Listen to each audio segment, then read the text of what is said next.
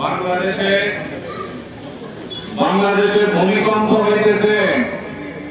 সারা বাংলাদেশের মানুষ ভূমিকম্পের কারণ খুঁজতেছে। ভূমিকম্পের কারণ তো এটাই, এই দেশের মুসলমানের হাতে আল্লাহর ঘর ভাঙা হয়। যার হাতে আল্লাহর ঘর ভাঙে সে মুসলমান হইতে পারে না। যার হাতে আল্লাহর ঘর ভাঙা হয় সে শুধুমাত্র মুসলমানের দুশমন নয়, সে বিশ্ব মানবতার দুশমন। তার কারণে বাংলাদেশে ভূমিকম্পের মতো আযাব আসতেছে। আমি প্রশাসনকে বলবো, আমরা ধৈর্য ধারণ করেছি,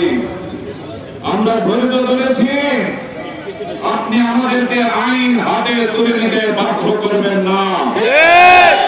আমি সিদ্ধিরগঞ্জের প্রশাসনকে আবেদন করব, অনুরোধ করব, আগামী 24 ঘন্টার মধ্যে শহীদুল গণদেরকে গ্রেফতার করে মসজিদকে পুনর্নির্মাণ নিশ্চিত করতে হবে।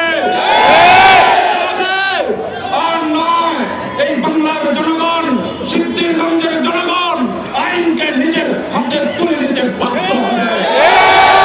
আমি প্রশাসনকে বলবো, আমরা এখনো শান্তিপূর্ণভাবে প্রতিবাদ করে যাচ্ছি, আপনারা আমাদেরকে বাধ্য করবেন না আইনকে হাতে তুলে নিতে। আমি বলবো, অতি সত্বর আল্লাহর ঘর মসজিদকে